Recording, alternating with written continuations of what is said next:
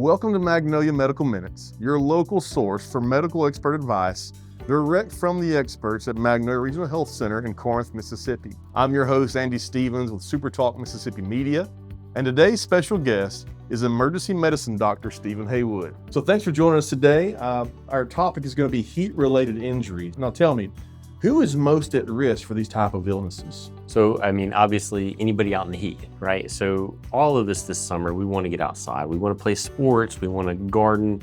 We want to enjoy the sun. Some people do it for a living.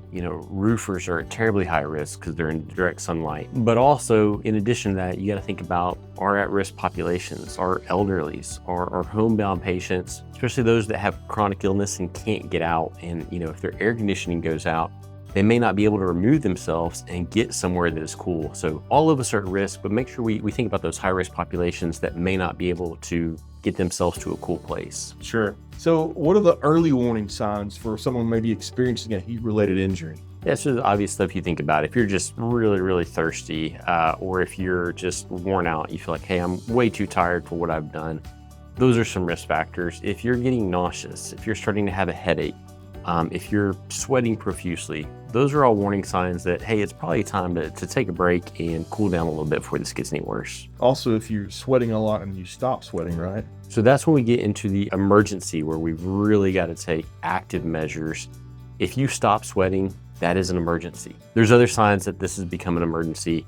If you're confused, or if you're with somebody outside and they just get really confused, or obviously if they're having a seizure or something like that in the heat, that is an emergency. That's a sign we need to stop now.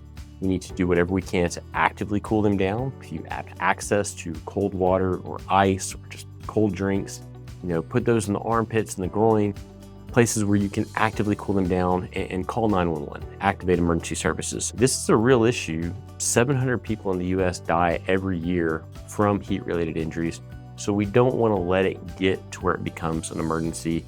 We want to kind of take proactive, preventative steps. Fluids are the biggest one. Keep drinking, keep drinking, keep drinking. Keep something with you. Thirst is not a good indicator for your fluid status and whether you need to drink. So if you're outdoors, if you're sweating, you're losing fluids, you've got to replace those. And that's really the best way to prevent a heat injury. Thanks again for your time, Dr. Haywood. For sure. To discuss the heat-related illnesses and injuries. Be sure to join us again next time on Magnolia Medical Minutes for your local expert medical advice directly from the doctors at MRHC in Corinth.